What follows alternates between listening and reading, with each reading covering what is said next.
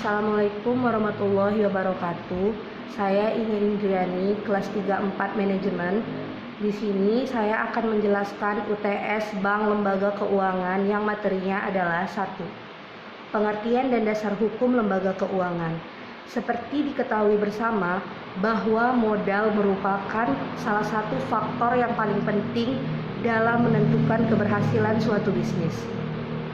Oleh karena itu, peran lembaga keuangan dalam sebagai sumber permodalan menjadi sangat penting.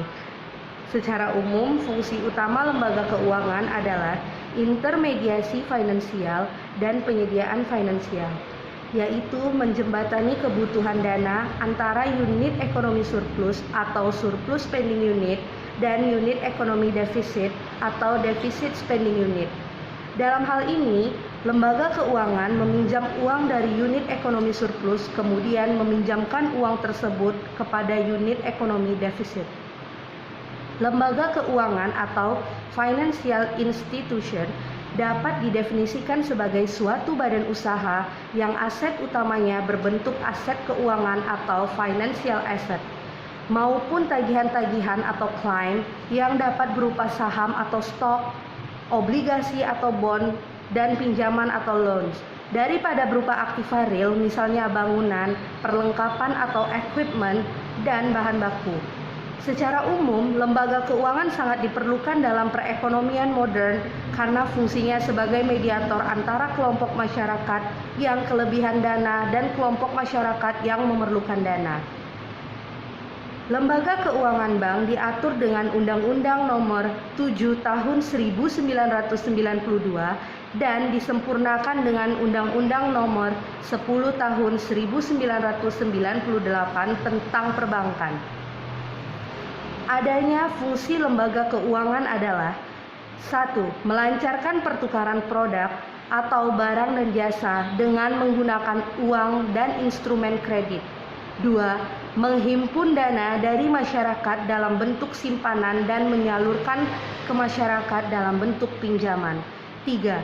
Atau dengan kata lain, lembaga keuangan menghimpun dana dari pihak yang kelebihan dana dan menyalurkan ke pihak yang kekurangan dana. Selanjutnya, peran penting lembaga keuangan yaitu 1. Pelaku ekonomi sebagai akibat transaksi yang mereka lakukan atau transmission role. Misalnya, lembaga keuangan bank sentral mencetak uang rupiah sebagai alat pembayaran yang sah. 2. Lembaga keuangan atau bank umum menerbitkan cek yang dimaksudkan untuk memudahkan transaksi yang dilakukan nasabahnya. Berkaitan dengan pemberian fasilitas mengenai aliran dana dari pihak yang kelebihan dana ke pihak yang membutuhkan dana atau intermediation role. Misalnya, 1. Lembaga keuangan dapat berperan sebagai broker, pialang, atau dealer dalam berbagai aktiva yang berperan untuk meningkatkan efisiensi di antara kedua pihak. 2. Lembaga keuangan membantu menyalurkan dana dari pemilik dana ke peminjam dana yang tak terbatas dan tak dikenal oleh pemilik dana. Selanjutnya, peranan lembaga keuangan. Lembaga keuangan sebagai badan yang melakukan kegiatan-kegiatan di bidang keuangan mempunyai peranan yaitu 1. Pengalihan aset atau aset transfer. 2. Likuiditas atau liquidity.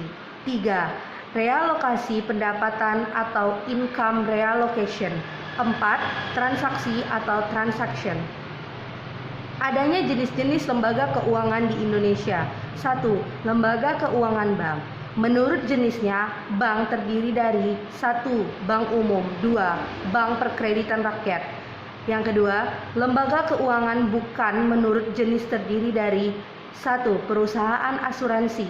2. Dana pensiun. 3. Perusahaan pegadaian. 4. Pasar modal. 3. Lembaga pembiayaan meliputi 1. Perusahaan pembiayaan. 2. Perusahaan modal ventura. 3. Perusahaan pembiayaan infrastruktur. Selanjutnya saya akan menjelaskan sejarah dan perkembangan lembaga keuangan di Indonesia. Sejarah mencatat asal mula dikenalnya kegiatan perbankan adalah pada zaman kerajaan Tempo dulu di daratan Eropa. Usaha perbankan ini berkembang ke Asia Barat oleh para pedagang. Bila ditelusuri sejarah dikenalnya perbankan, arti bank dikenal sebagai meja tempat penukaran uang. Dalam perjalanan sejarah kerajaan di masa dahulu, penukaran uang dilakukan antara kerajaan yang satu dengan kerajaan lainnya.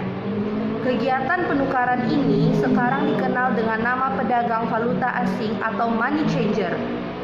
Dalam perkembangan selanjutnya, kegiatan operasional perbankan berkembang lagi menjadi tempat penitipan uang atau yang sekarang ini kegiatan simpanan.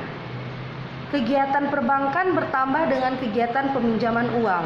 Uang yang disimpan masyarakat oleh perbankan dipinjamkan kembali kepada masyarakat yang membutuhkan. Oleh karena itu, jasa-jasa bank lainnya menyusul sesuai perkembangan zaman dan kebutuhan masyarakat yang semakin beragam.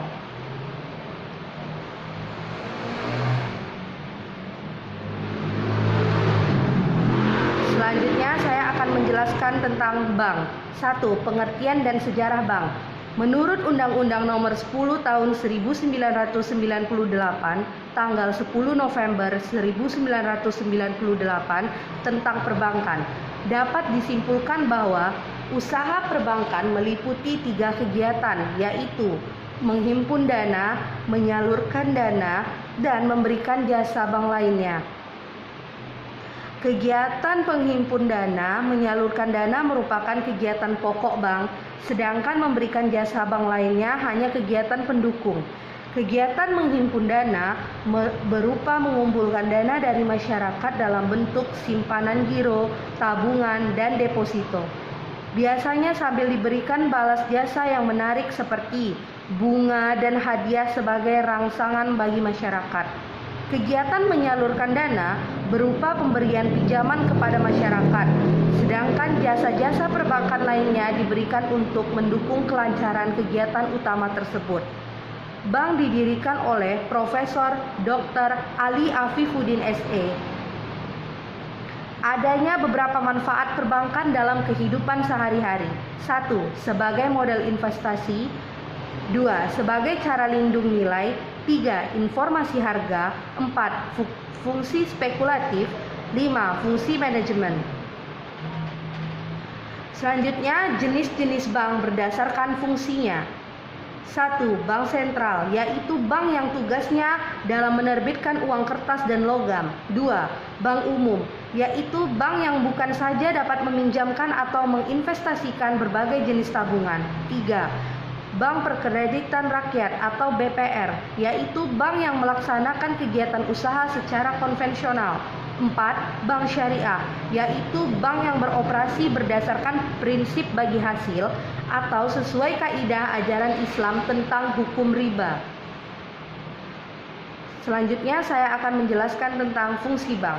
1. Penghimpun dana. Untuk menjalankan fungsinya sebagai penghimpun dana, maka bank memiliki beberapa fungsi yang secara garis besar adalah: 1. Dana yang bersumber dari bank sendiri yang berupa setoran modal waktu pendirian. 2. Dana yang berasal dari masyarakat luas yang dikumpulkan melalui usaha perbankan. 3. Dana yang bersumber dari lembaga keuangan yang diperoleh dari pinjaman. 2. Penyalur dana-dana yang terkumpul oleh bank disalurkan kepada masyarakat dalam bentuk pemberian kredit, pembelian surat-surat berharga, pernyataan, pemilikan harta tetap. 3. Pelayanan jasa bank dalam mengemban tugas sebagai pelayan lalu lintas pembayaran uang, melakukan berbagai aktivitas kegiatan antara lain pengiriman uang, inkaso, cek wisata, kartu kredit, dan pelayanan lainnya. Selanjutnya saya akan menjelaskan tentang manajemen dana bank. Pengertian sumber dana bank. Sumber dana bank adalah usaha bank dalam memperoleh dana dalam rangka membiayai kegiatan operasinya. Sesuai dengan fungsi bank sebagai lembaga keuangan, di mana kegiatan sehari-harinya adalah bergerak di bidang keuangan, maka sumber-sumber dana tidak terlepas dari bidang keuangan. Untuk menopang kegiatan bank sebagai penjual uang atau memberikan pinjaman, bank harus lebih dulu membeli uang atau menghimpun dana, sehingga dari selisih bunga tersebutlah bank akan memperoleh keuntungan. Selanjutnya, sumber-sumber dana bank. 1. Dana bank itu sendiri. 2. Dana dari masyarakat. Untuk memperoleh sumber dari dana masyarakat, bank dapat menawarkan berbagai jenis simpanan.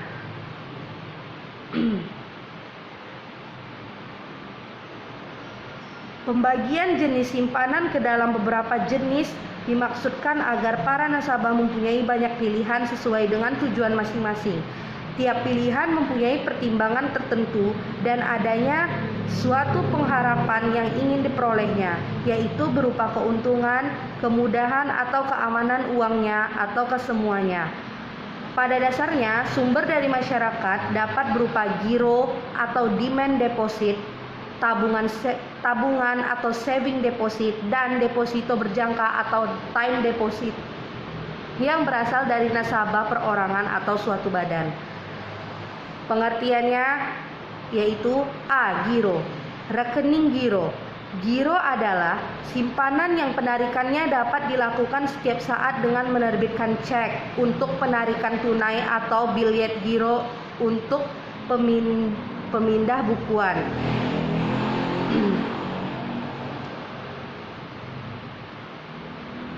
2. Deposito berjangka. Deposito berjangka adalah simpanan pihak ketiga dalam rupiah maupun valuta asing yang diterbitkan atas nama nasabah kepada bank dan penarikannya hanya dapat dilakukan pada waktu tertentu.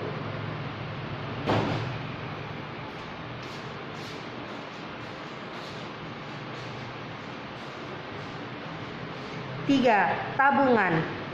Tabungan adalah simpanan pihak ketiga dalam bentuk rupiah maupun valuta asing pada bank yang penarikannya hanya dapat dilakukan menurut syarat tertentu dari masing-masing bank penerbit.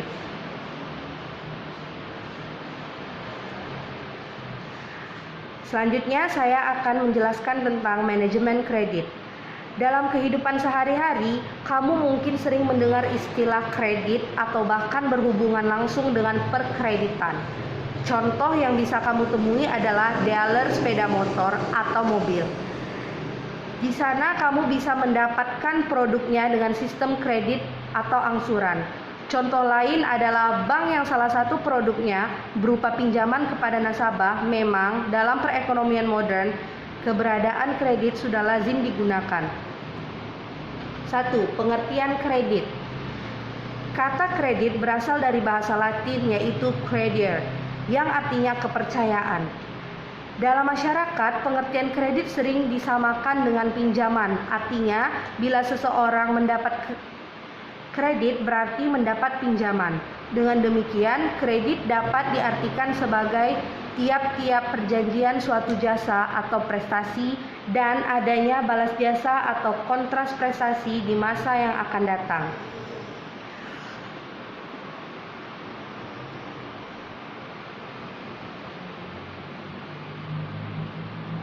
Kredibilitas tersebut harus memenuhi 5 syarat yang biasa dikenal dengan istilah 5C, yaitu sebagai berikut. 1. Karakter. 2. Kapital. 3. Capacity. 4. Collateral. 5. Condition of economic. 2. Jenis-jenis kredit. 1. Kredit usaha tunai, kredit usaha tani atau KUT. 2. Kredit kepada koperasi unit desa atau KUD. 3. Kredit kepada bulog atau pengadaan pangan dan gula. 4. Kredit investasi yang diberikan oleh bank-bank pembangun dan LKBB.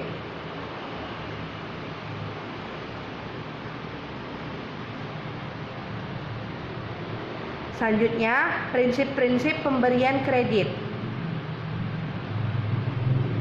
Sebelum suatu fasilitas kredit diberikan, maka bank harus merasa yakin bahwa kredit yang diberikan harus benar-benar akan kembali. Berbagai cara untuk mendapatkan keyakinan tentang nasabahnya seperti melalui prosedur penilaian yang benar dan sungguh-sungguh. Dalam melakukan penilaian, kriteria-kriteria serta aspek penilaian tetap sama. Biasanya kriteria penilaian yang umum harus dilakukan oleh bank untuk mendapatkan nasabah yang benar-benar layak untuk diberikan. Dilakukan dengan analisis 5C dan 7P, yaitu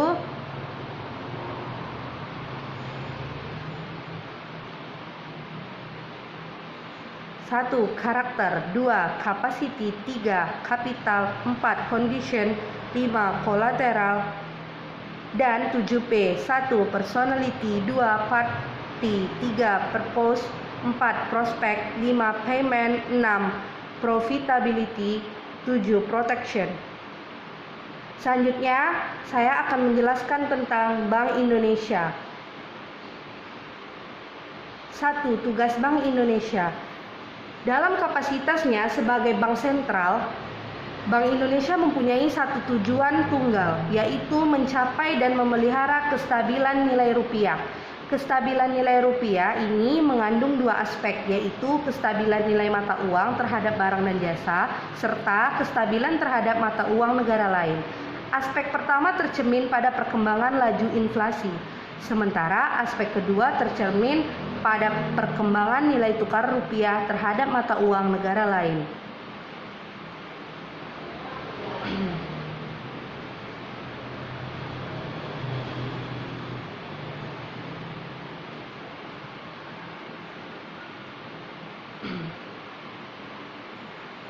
Selanjutnya, kedudukan Bank Indonesia dalam sistem moneter Indonesia.